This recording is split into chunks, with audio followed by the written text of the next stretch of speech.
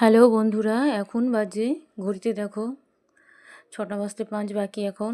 তার আগে আমি আমার ছেলেকে রেডি করিয়ে স্কুলে পাঠিয়ে দিয়েছি। মশারিটা খোলা হয়নি ওকে ৫টা ১৫তে আমি উঠি, দিয়ে এসে রেডি করিয়ে সে ৫:৩০ নাগাদ স্কুলে পাঠিয়ে দিই।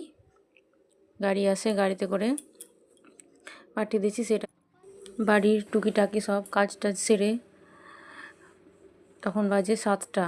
দিয়ে আমাকে ফোন করলো স্কুল থেকে যে দীপায়ন কান্নাকাটি করছে, পেটে ব্যথা করছে। ওই জন্য আমি তাড়াহুড়ো করে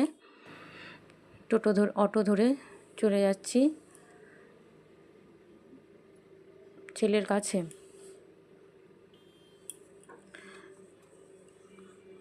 মাঝে মাঝে বলছে এখন পেটে ব্যথা করছে, তাও আর ছোটো বাচ্চা।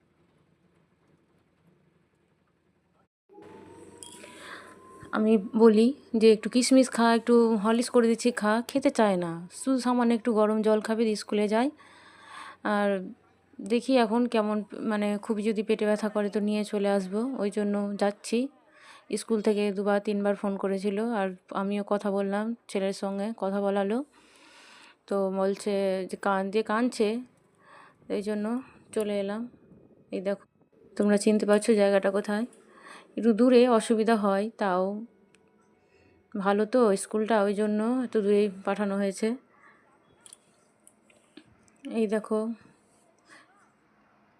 ব্রিজ, চেনো এই ব্রিজটা তোমরা কেউ? আমার খুব ভালো লাগে এখানে আসতে। এই দেখো, আসার সময় একটু ভিডিও করতে করতে একটু ফুলের গাছগুলো তুলে নিলাম। এই দেখো একটু, এই দেখো আমের গাছে কত আমের মুকুল হয়েছে, দেখো প্রচুর মনে হচ্ছে আম হবে, যদি না বৃষ্টি।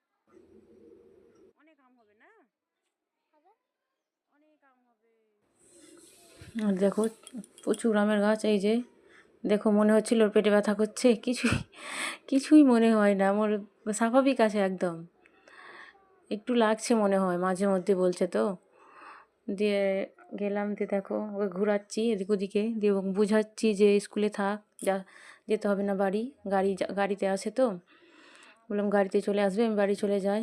তো বুঝছে না, তাও এদিক ওদিক ঘুরিয়ে নিয়ে বেড়াচ্ছে। এই দেখো একদম স্লিপ খাটছে ওদের স্কুলে। আর স্কুলটা অনেক বড়,